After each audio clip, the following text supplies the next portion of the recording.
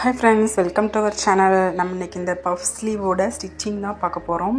Video ஃபுல்லா பாருங்க, உங்களுக்கு யூஸ்ஃபுல்லா இருக்கும். ஈஸியா நீங்களே ஸ்டிட்ச் பண்ணிக்கலாம். நம்ம சேனல்ல நிறைய ஸ்டிச்சிங் வீடியோஸ் போட்டுருக்கோம், போய் விசிட் பண்ணி பாருங்க. புதுசா பார்க்கறவங்க Subscribe பண்ணிக்கோங்க. வாங்க வீடியோக்குள்ள போலாம்.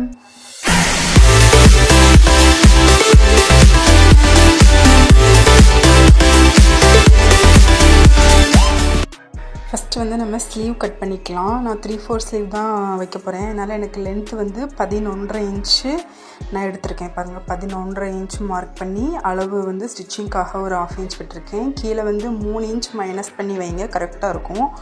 3 இன்ச் மைனஸ் பண்ணி 8.5 இன்ச் வச்சிருக்கேன். அதுக்கு ஸ்டிச்சிங்காக ஒரு 1/2 இன்ச் விட்டு நம்மளோட ஆர்ம் ஹோல் சுற்றளவு வந்து எனக்கு 7.5 இன்ச். அதை அப்படியே குறிச்சி அங்க இருந்து நேரா ஒரு கோடு போட்டுக்கோங்க.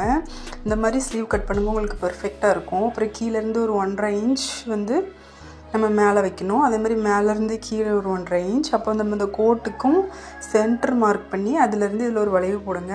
இந்த மாதிரி வளைவு போட்டு கட் பண்ணுங்க. உங்களுக்கு வந்து ஸ்லீவ் வந்து ஜாயின் பண்ணும்போது எந்த ப்ராப்ளமும் இல்லாமல் ஃபினிஷிங் வந்து பெர்ஃபெக்டாக இருக்கும். நான் இந்த மாதிரி தான் எல்லாமே ஸ்டிச் பண்ணுவேன். இப்போ நம்ம வந்து குறிச்சிருக்கிற எல்லா இதுலேயுமே ஒரு கட்டிங் போட்டு எடுத்துக்கலாம். அளவு வந்து மார்க் பண்ணி எடுத்துக்கலாம். சைடெலாம் நான் கட் பண்ணி விட்டுட்டேன். இப்போ நம்ம வந்து அந்த வளைவு முன் பக்கமாக குடஞ்சி விட்டோம்ல, அது வந்து கட் பண்ணிக்கிறோம். நீங்கள் வந்து புதுசாக நீங்கள் கட் பண்ணுறீங்கன்னா வரைஞ்சி கட் பண்ணுங்கள். நான் எப்பவும் கட் பண்ணுறதுனால அப்படி கட் பண்ணிக்கிறேன், ஏன்னா எனக்கு அளவு வந்து தெரியும். இப்போ வந்து நம்ம அதை அப்படியே மெயின் ஃபேப்ரிக்கில் போட்டு கட் பண்ணி எடுத்துக்கலாம். மெயின் ஃபேப்ரிக்கை அப்படியே 4 ஃபோல்டாக ஃபோல்டு பண்ணி போட்டு மேலே வச்சு அப்படியே கட் பண்ணி எடுத்துக்கிறேன்.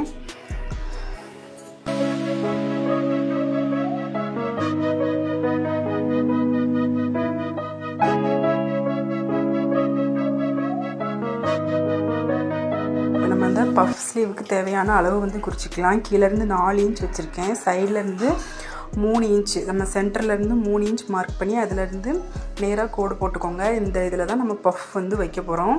அதை அப்படியே நம்ம கட் பண்ணி எடுத்துக்கலாம். லைனிங்கில் தான் நம்ம வந்து இதை பண்ணணும்.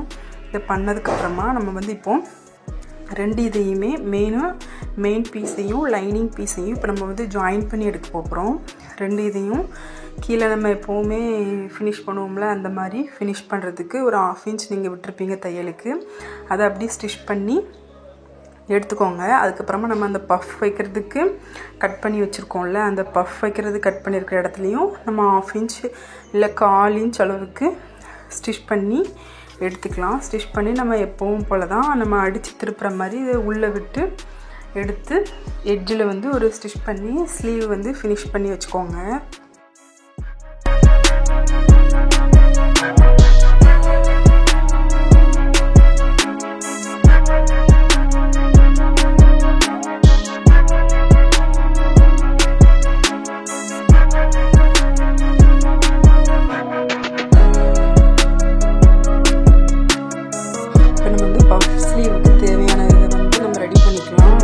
இந்த கிளாத்தில் இந்த பஃப் ஸ்லீவ் வந்து செலக்ட் பண்ணது ரொம்ப தப்பு. ஏன்னா இது சாஃப்ட் சில்க்கு. என்னால் சுத்தமாக அந்த ஸ்லீவில் வந்து இந்த கிளாத்தில் வந்து இந்த ஸ்லீவை எனக்கு வைக்கவே முடியலை. நம்ம டபுள் சைடு பிளெயின் பஃப் அது எல்லாமே வைக்கலாம். இது வந்து ஒன் சைடு சுருக்கி வைக்கணும், ஒன் சைடு விரித்து வைக்கணும். அது முடியவே இல்லை இதில்.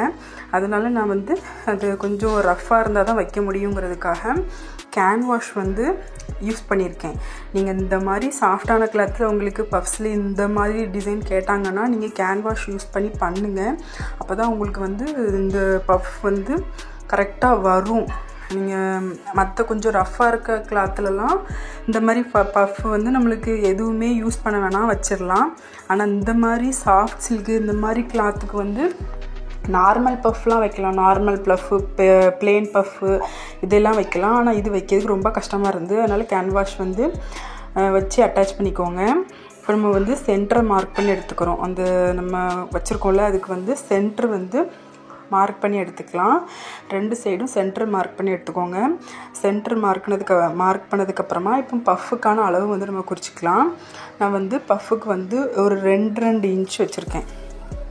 ரெண்டு பக்கமும் நம்ம வந்து 2 இன்ச் வைக்கணும். கரெக்டாக 2 இன்ச்சை மார்க் பண்ணிக்கோங்க.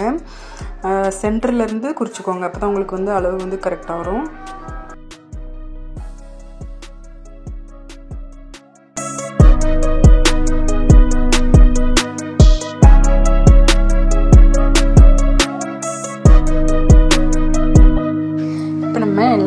மார்க் பண்ணதுக்கப்புறமா சென்ட்ரு நம்ம மார்க் பண்ணியிருப்போம்ல, அந்த சென்டருக்கு மேலே ஒரு பக்கம் 2 பக்கத்தில் ஒரு பக்கத்தை சென்டருக்கு மேலேயே நம்ம 2 இன்ச்சை மார்க் பண்ணியிருக்கிறதுல அந்த மார்க் பண்ணியிருக்கிறத எடுத்து அந்த சென்டரில் வைக்கணும். மார்க் பண்ணியிருக்கிறத எடுத்து அந்த சென்டரில் வைக்கணும்.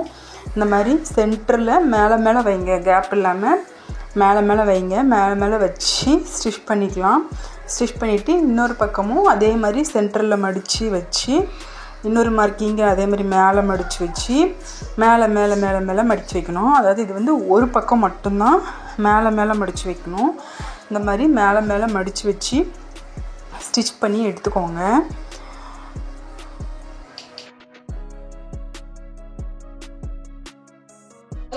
இப்போ நம்ம இன்னொரு பக்கம் வந்து கொஞ்சம் கேப் விட்டு வைக்கணும். அந்த சென்டரில் ஒரு ஃபோல்டை சென்டரில் வச்சுட்டு இன்னொரு ஃபோல்டுக்கு ஒரு 1/4 இன்ச் இல்லை 1/2 இன்ச் வந்து கேப் விட்டு நம்ம அந்த பக்கம் மொத்தமாக வச்சுருக்கிறது அந்த பக்கம் விரித்து 1/4 இன்ச் 1/2 இன்ச் வந்து கேப் வச்சு வைக்கணும். உங்களோட அளவுக்கு தகுந்தாப்பில் நீங்கள் 1/4 இன்ச் 1/2 இன்ச்னு வச்சு கேப் விட்டு வச்சுக்கோங்க. அதே மாதிரி இந்த பக்கம் இன்னொரு பக்கமும் 1/4 இன்ச் 1/2 இன்ச் வந்து கேப் விட்டு வச்சுக்கலாம். நம்ம இது வந்து கேன்வாஷ் யூஸ் பண்ணியிருக்கிறதுனால தான் இப்போ ஃப்ளீட் வந்து கரெக்டாக ஃப்ளீட்டாக தெரியுது. நான் நார்மலாக பண்ணியிருக்கும்போது சுத்தமாக எனக்கு வரவே இல்லை ஃப்ளீட்டு.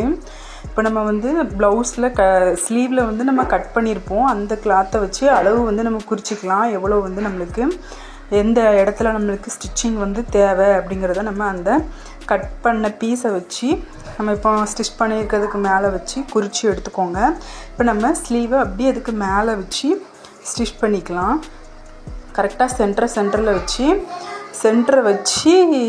ஸ்டிச் பண்ணிக்கோங்க. சென்டருக்கு வந்து கரெக்டாக அந்த சென்டரில் இருக்கணும். அப்போ தான் நம்ம அந்த ஃப்ளீட் வந்து கரெக்டாக அந்த சென்டரில் வந்து ஃபிக்ஸாக இருக்கும். இப்போ எக்ஸஸாக இருக்க கிளாத்தை கட் பண்ணி விட்டுக்கலாம். அவ்வளோதான். நம்ம வந்து இப்போ வந்து லேஸ் ஒர்க் மட்டும் அதுக்கு கொடுத்துக்கலாம். நான் வேறு எந்த ஒரு டிசைனுமே கொடுக்கல. லேஸ் ஒர்க் மட்டும் அந்த நம்ம கட் பண்ணியிருக்க அந்த பஃப்லையும் கீழே நம்ம ஸ்லீவோட எட்ஜில் மட்டும் லேஸ் ஒர்க் வந்து கொடுத்து ஃபினிஷ் பண்ணியிருக்கேன். பாருங்கள், அவ்வளோதான். நம்மளுக்கு வந்து ஸ்லீவ் வந்து ஃபினிஷ் பண்ணியாச்சு.